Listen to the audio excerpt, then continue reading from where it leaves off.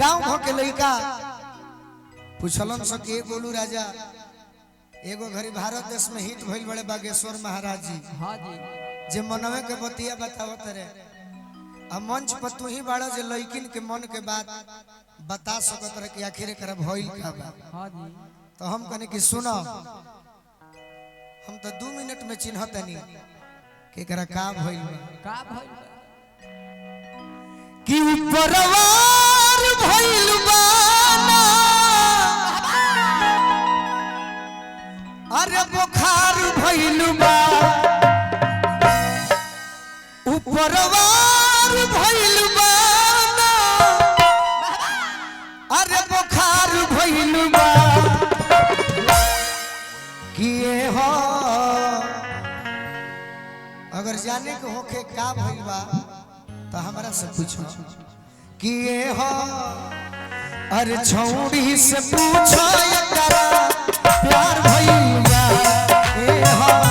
छौड़ी से पूछो एकरा प्यार भइल बा उपरवार भइल बा बुखार भइल बा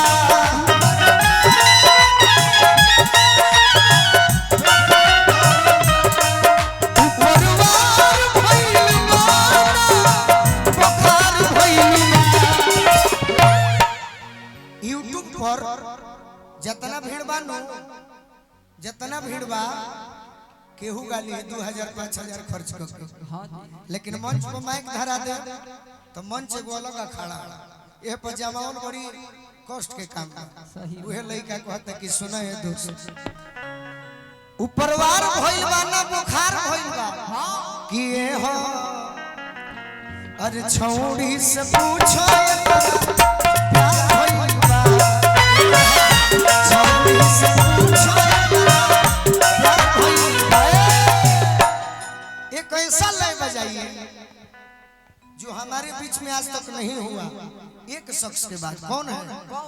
भारत के स्वर कोकिला लता मंगेशकर जी आज हम लोग के बीच नहीं है लेकिन उनका गीत कैसा है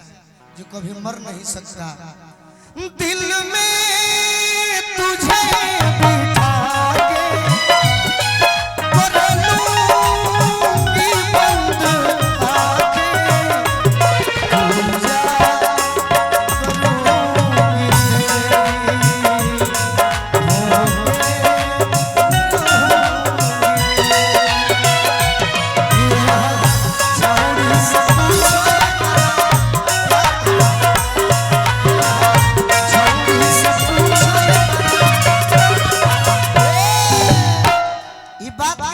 विजय भैया ये बात के हम जननी कब हम अंतर्या में है ना एकरा के हम जब से आई बनी हाँ जी तब से देखत है कि जुल्फ लहरा तबा खौराई बहो आचार्य उमाकांत जी हमरा के गीत पर पुरस्कार देले बनी जाई और उरा धन में गुलर के फूल परो किरोरा ऐसा गीत बदल बनी कबो आई ना ये गीत नौजवानों सुनी है तो मजा आई अब पुरानियों सुनी है तो मजा आई एकरा बातों सुनाई कि जुल्फ लहरा तबा खौराई बहो आँखी हो सो तमु मुरझाई बहो हम जननी हो घर आँखी हो सता मुंह मुरझाई बा जुल्फ लहरता बार खौराई बा तो जननी कि दिलदार संगरा अरे गुलजार भइल बा कौन कि दिलदार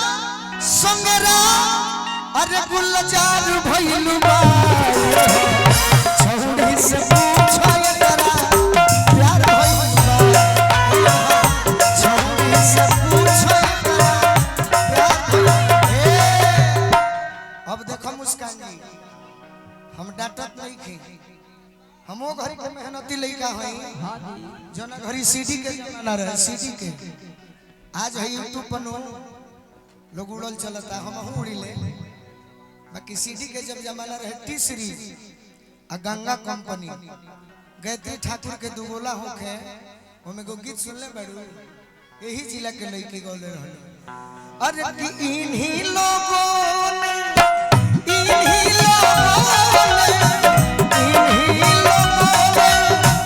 इन्हीं लोगों ने इन्हीं लोगों ने ले लिया दुपट्टा मेरा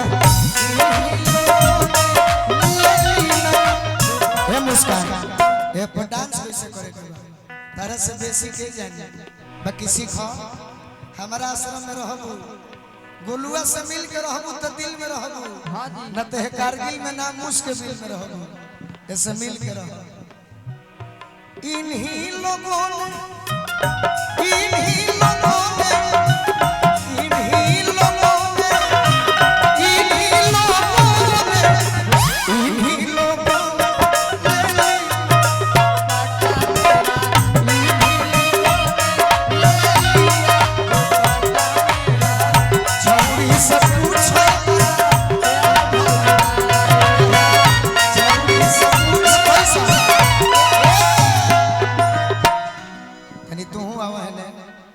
मैडम अरे गेंडा स्वामी ये जो खेल खेल रहे हो हम उस दिन से खेलते आ रहे हैं जब तुम्हारे बाप दादा अपने बालों में खिजाव लगाया करते थे।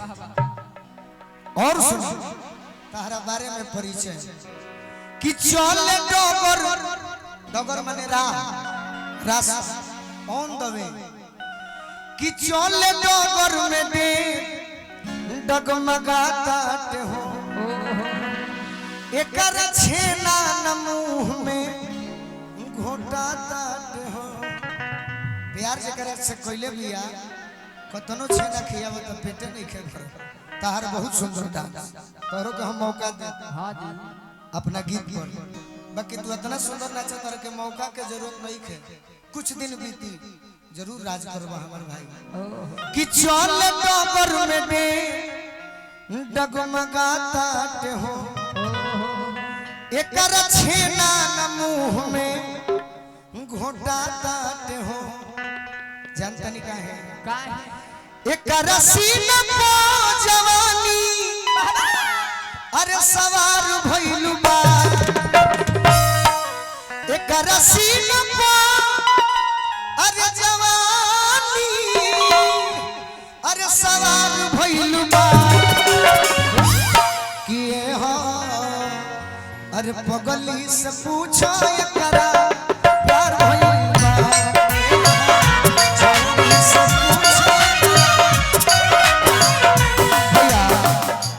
राम लखन फिल्म में एगो गीत सरोज खान जी कोरियोग्राफर रहली वो राम जी बड़ा दुख देना हमार भोजपुरी गुड्डू रंगीला जी के खराब कहेला हम ना कहे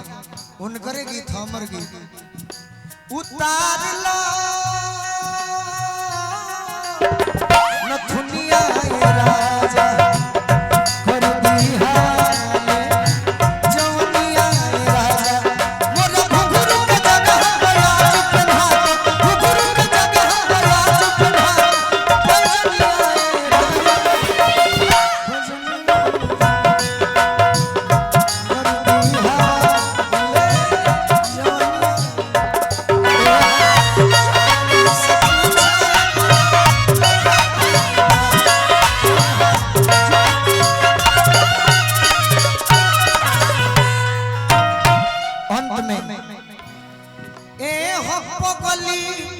के लगली बीमारी न हो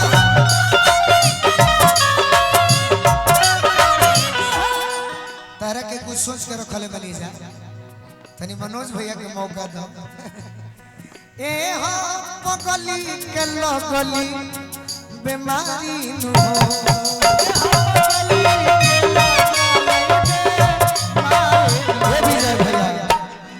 पगली के लगली